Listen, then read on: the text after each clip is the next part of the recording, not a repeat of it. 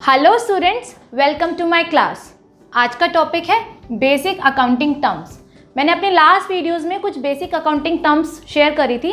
अब मैं आपके साथ शुरू करती हूँ ड्राइंग्स के साथ। ड्राइंग, कैश और value of goods withdrawn by the owner for personal use और any private payment made out of business fund. Drawings उसे कहते हैं जब भी कभी ओनर अपने ही बिजनेस में से कुछ कैश निकालता है या गुड्स निकालता है, उसे हम ड्राइंग्स कहते हैं। जैसे कि अगर मेरी ABC स्टेशनरी शॉप है, उसने अपने बच्चे के लिए कुछ गुड्स निकाले हैं या कॉपी निकाली है, पेन निकाला है, तो वो बिजनेस की ड्राइंग्स कहलाएंगी। उसी तरीके से अगर स्टेशनरी शॉप है वही उस बंदे की और उसने अपने ही अकाउंट में से पैसे निकाले हैं, अपने ही बिजनेस के अकाउंट में से पैसे निकाले हैं अपने बच्चे की स्कूल की फीस पे करने के लिए, तो वो भी मेरी ड्राइंग्स कहलाएंगी। नेक्स्ट टॉपिक है students liability. Amount which the firm ओज टू द आउटसाइडर। ओज का मतलब होता है जब बिजनेस किसी से पैसा उधार लेता है या किसी को पैसा पे करना होता है, तो वो लाइबिलिटी बन जाता है बिजनेस की। इसका फॉर्मूला होता है, मैंने लास्ट क्लास में समझाया था स्टूडेंट्स, कैपिटल का फॉर्मूला होता है capital is equal to asset minus liabilities. तो उसको ही थोड़ा सा घुमा के लिखा गया है, liability is equal to asset minus capital. Example के साथ समझाती हूँ स्टूडेंट्स। मेरी ABC एक कंपनी है, मैं एक PQR एक कंपनी है। मैंने गुड्स परचेज करे हैं PQR कंपनी से ऑन क्रेडिट। क्रेडिट का मतलब मैंने समझाया था उधारी पे। जब मैं गुड्स परचेज कर रही हूँ क्रेडिट पे, तो जिससे मैंने गुड्स परचेज करे हैं मुझे उसको पेमेंट करनी है। सो वो जो पेमेंट करनी है, तो ये जो बंदा कहलाएगा मेरे लिए क्रेडिटर कहलाएगा और मेरे लिए लाइबिलिटी बन जाएगी। स्टूडेंट्स, लाइबिलिटी दो टाइप्स की होती हैं, एक होती है इंटरनल और एक होती है एक्सटर्नल। हम पहले इंटरनल लाइबिलिटी पढ़ रहे हैं।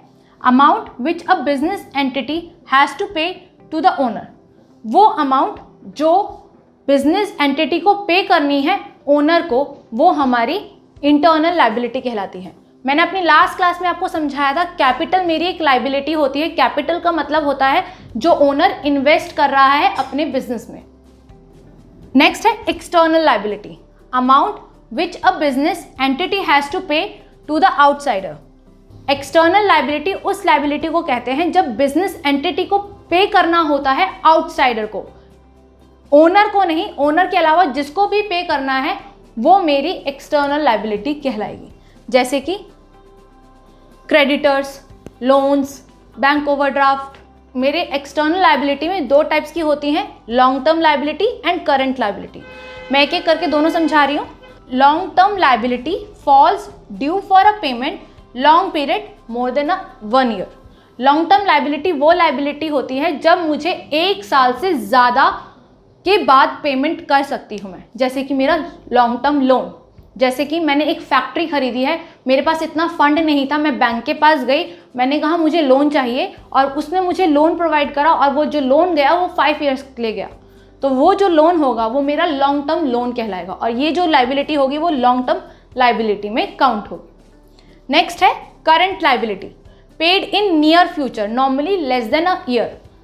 इसका मतलब है वो लाइबिलिटी, वो पैसा पे करना जब मैं 1 साल के अंदर अंदर पेमेंट कर देती हूँ। जैसे कि short term loan and creditors etcetera. मैंने क्रेडिटर्स का मतलब स्टूडेंट्स आपको अभी यहाँ पे बताया था।